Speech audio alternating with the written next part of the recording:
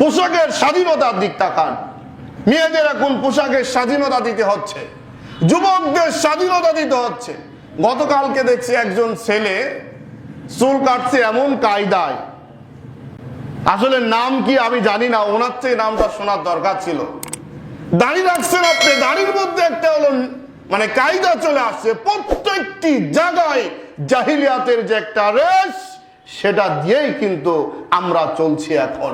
এরা কারা? আপনার ছেলে, আপনার মেয়ে, আপনার নাতি, আপনার আত্মীয় স্বজন, আপনার প্রতিবেশী, আপনার আপনজন, এই সব কিছু সমন্বয় এমন হওয়ার কারণটা কি? কারণ হলো একদিকে শাসন চলছে আবু জেহেলের, অপরদিকে ইসলামের দাওয়াতও কিন্তু কম চলছে না। এই যে যত নামাজি মানুষ আমরা আসছি, আমরা ভালো হই, লোকের ভালো হওয়া দরকার নেই, আমরা ভালো হয়ে যাই।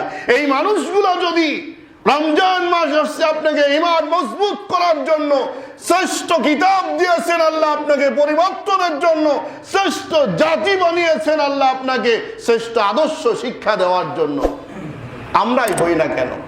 আমরা করি। আমরা যদি করি তাহলে অন্য কে করলো কে করবে না ওই দিকটা কোনো দরকার নেই, আমরা পরিবর্তন হই।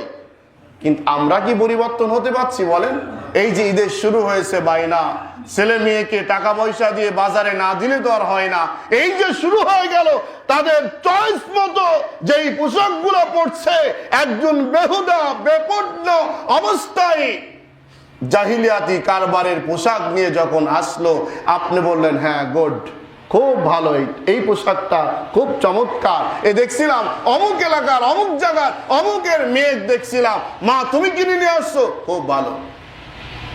এই সাধুবাদ না জানিয়ে ঢিলা ঢালা পোশাকের ব্যবস্থা যদি আপনি বলতেন, ইসলাম বলছে এইটা, শরীয়ত বলছে এইটা, রসুল শিক্ষা দিয়েছেন এইটা, ইসলামী পরিবেশে ইসলামী কায়দায় না চলে এত বড় হিম্মত কে দিল তোকে?